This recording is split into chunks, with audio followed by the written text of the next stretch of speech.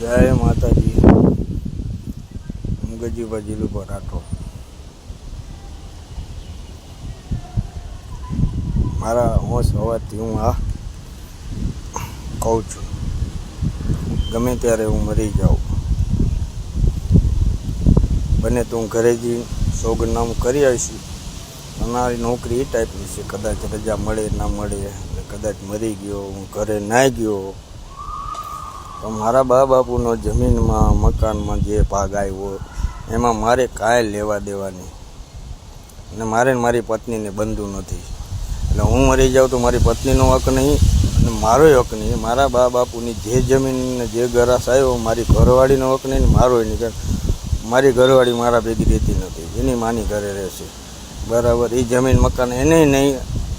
અને હું મરી જાઉં તો મારા મોતનો જવાબદારી એક જ થાય, બે જ વ્યક્તિ થાય.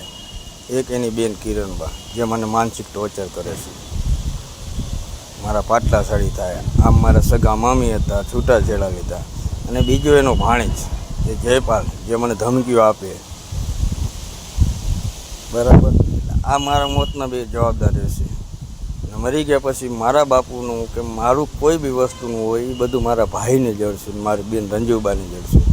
બાકી મારી ઘરવાળીનો કોઈ અપીસો નથી, બરાબર. આ વિડીયો દ્વારા હું તમને જણાવું છું. કાલ સવારે કદાચ મારા સોગંદનામું થાય કે ન થાય, પણ મારો જે છે બધી મુલકત જે આવે અને સરકારી કાંઈ પણ આવે બધું મારા ભાઈનું. જય હિન્દ, જય ભારત.